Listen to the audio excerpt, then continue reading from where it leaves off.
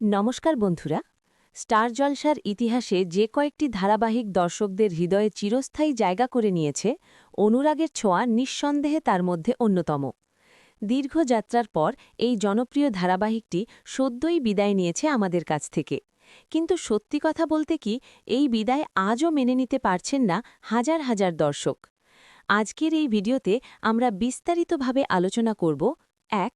কিভাবে সূর্যদীপার হাত ধরে শুরু হওয়া গল্প শেষ পর্যন্ত এসে পৌঁছল আদিত্য সুদীপার অধ্যায়ে। ২.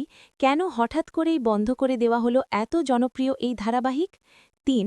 আর সবচেয়ে বড় প্রশ্ন, কবে আসছে বহু প্রতীক্ষিত অনুরাগের ছোঁয়া সিজন 2? সব উত্তর জানতে ভিডিওটি শেষ পর্যন্ত দেখতেই হবে। আর ভিডিও ভালো লাগলে অবশ্যই একটি লাইক করবেন। বন্ধুরা, আমাদের সবারই মনে আছে সেই শুরুর দিনগুলোর কথা। ২০২২ সালে যখন অনুরাগের ছোঁয়া শুরু হয়েছিল, তখন পর্দার মূল আকর্ষণ ছিলেন ডাক্তার সূর্য সেনগুপ্ত এবং দীপা। তাদের মান অভিমান, ভুল বোঝাবুঝি, আবেগ আর নিখাত ভালোবাসা মিলিয়ে এক অনন্য জাদুকরী পরিবেশ তৈরি হয়েছিল।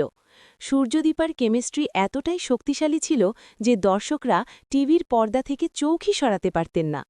এই জুটির হাত ধরেই ধারাবাহিকটি খুব অল্প সময়ের মধ্যেই পৌঁছে গিয়েছিল টিআরপি তালিকার একদম শীর্ষে। কিন্তু সময়ের সঙ্গে সঙ্গে গল্পে আসে বড় মোড়।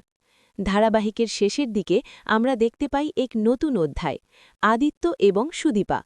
সূর্যদীপার ধারাবাহিকতা বজায় রেখেই আদিত্য সুদীপা তাদের অভিনয় দিয়ে দর্শকদের মনে নতুন করে জায়গা করে নেওয়ার চেষ্টা করেছিলেন। গল্পে যোগ হয় নতুন টুইস্ট,